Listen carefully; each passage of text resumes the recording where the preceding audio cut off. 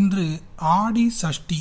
ஒவ்வொரு தெய்வத்திற்குமே பலவிதமான சூட்சுமமான திருநாமங்கள் இருக்கும். ஒவ்வொரு திருநாமத்திற்கும் ஒவ்வொரு விதமான அர்த்தங்கள் இருக்கும். எந்த நேரத்தில் எந்த திருநாமத்தை கூறுகிறோமோ அதற்கு ஏற்றாற்போல பலன்களும் கிடைக்கும். அந்த வகையில் முருகபெருமானுக்கு ஏராளமான திருநாமங்கள் இருக்கின்றன. தன்னை நினைத்து முழு மனதோடு யார் ஒருவர் எப்படி அழைத்தாலும் முருகன் ஓடோடி வந்து விடுவார். இருப்பினும் அவருடைய திருநாமங்களை கூறி நாம் அவரை வழிபாடு செய்யும் பொழுது அவர் மனம் மகிழ்ந்து நாம் கேட்டதை அனைத்தையுமே தருவார். அப்படியாக இன்று ஆடி சஷ்டியில் மந்திர மகிமையில் முருகனின் மாயையை காண முரசு முழங்க வாழ்க்கையில் முன்னேற்றம் கிடைக்க இன்று நாம் சொல்ல வேண்டிய முருகபெருமானின் மந்திரத்தை தான் பதிவில் தெளிவாக பார்க்க போகிறோம். இன்று சஷ்டி முடிவதற்குள் கட்டாயம் ஒரு முறை கேட்டுவிடுங்கள். பதிவுக்குள்ள போறதுக்கு முன்னாடி இதுதான் முதல் முறையா நம்ம சேனலுக்கு வந்திருந்தா சப்ஸ்கிரைப் பட்டனை கிளிக் பண்ணுங்க. தினந்தோறும் உபயோகமான ஆன்மீக பதிவுகளை பெற நோட்டிபிகேஷன்ல இருக்கிற பெல் ஐகானை கிளிக் பண்ணுங்க.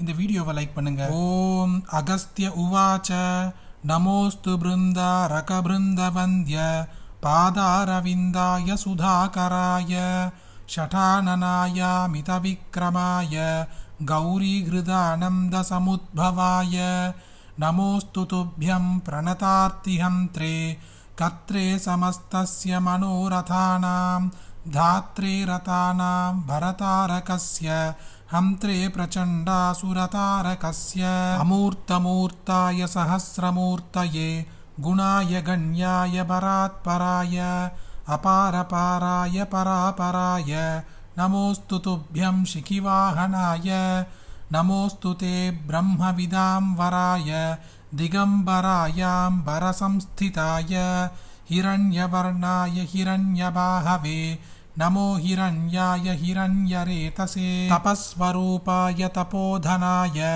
தபஃபலானாம் பிரதிபாதகாய சதா குமாராய ஹிமாரமாரிணே திருணீகிருதைஸ்வர்ய விராகிணே நமः நமோஸ்து துப்யம் சரஜன்மனே விபோ பிரபாத சூர்யாருணதம் தபங்க்தயே பாலாய சாபால பராக்கிரமாய ஷான்மாதுராய லனநாதுராய மீடுஷ்டமாயோத்தரமீடுஷே நமோ நமோ கணானாம் பதயே கணாய நமோஸ்து தே ஜன்மஜராதிகாய நமோ விஷாகாய சுஷக்திபாணயே சர்வஸ்ய நாதஸ்ய குமாரகாய க்ரௌஞ்சாரயே தாரகமாரகாய ஸ்வாஹேய காங்கேய ச கார்த்திகேய शैवेय तुभ्यं सततं नमोस्तु इति श्री स्कान्धे पुराणे काशीकाण्डे पंचमविंशतितमोऽध्याये श्री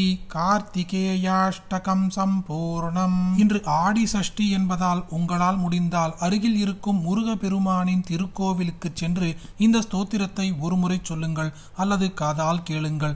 கோவிலுக்கு செல்ல முடியாதவர்கள் வீட்டிலேயே முருகபெருமானின் படத்தை நன்கு சுத்தம் செய்து சந்தனம் குங்குமம் வைத்துவிட்டு முருகபெருமானுக்கு முன்பாக ஒரு தீபத்தை ஏற்றி வைத்துக் கொள்ளுங்கள்.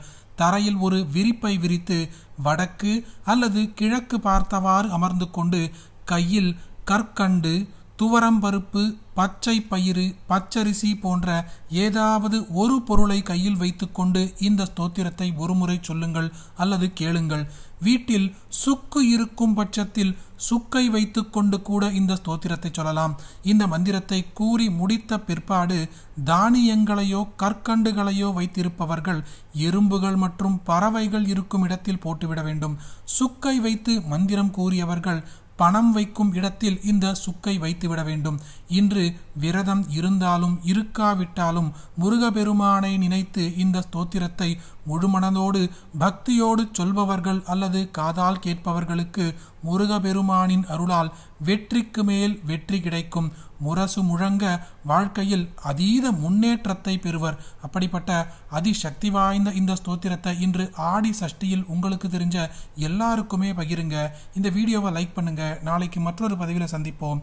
ஹரி ஓம் மகா பெரியவா போற்றி.